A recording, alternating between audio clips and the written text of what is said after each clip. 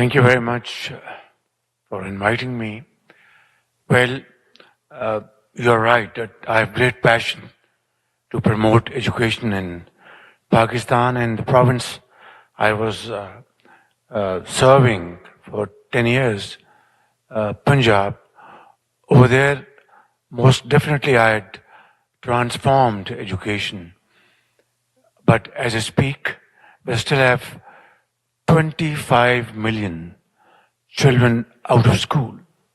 Even though during the years in Punjab, I had introduced multiple initiatives to promote education and empower those segments of society which could not afford education for the children.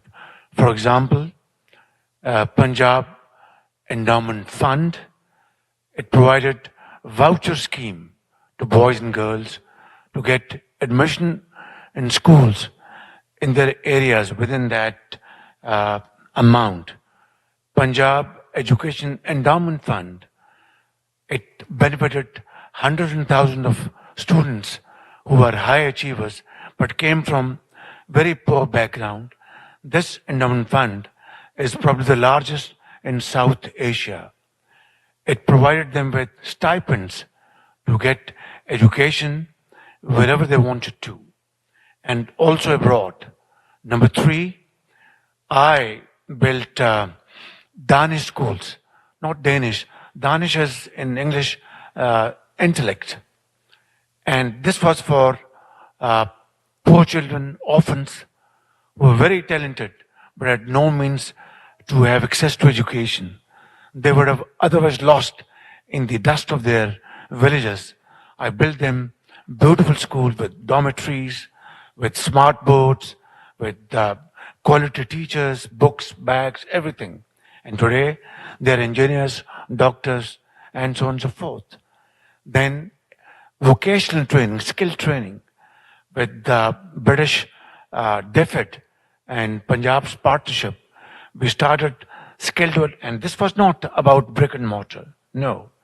It was about investing in the students, in the future, paying to the companies, for example, hoteliering company. We would pay them per student, and they would provide them the training. We didn't build buildings or brought machines, no corruption, no nothing. So this was, I think, a game changer. But 25 million children today, even today out of schools, is a big challenge. Now, who's the culprit and where's the problem? SDGs, as you know, the gap runs into trillions of dollars. And countries, developing countries like Pakistan, can have to struggle to raise finances. Why? In 2022, we had the worst flooding in our history out of climate change. And for no fault of ours, none whatsoever. We do not even contribute even a fraction of a percent in terms of emissions.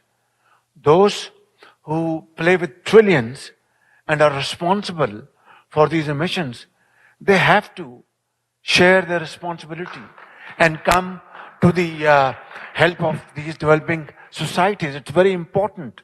Otherwise, this unbalanced, unjust, unfair system will lead to nowhere.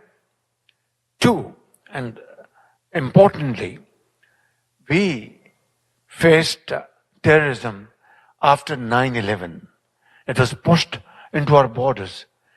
80,000 Pakistanis were martyred. And boys and girls, mothers, shopkeepers, doctors, engineers, soldiers, to fight this menace. And finally, we were able to beat them hands down. But in the process, we lost $150 billion as our economic loss. During these floods in 22, $30 billion. And yet, we are asked to borrow money, to pay borrowed money and loans. Is this the way? This vicious circle of death trap, I call it death trap, will not help at all the developing societies. So we have to strike a fair deal. Thank you very much.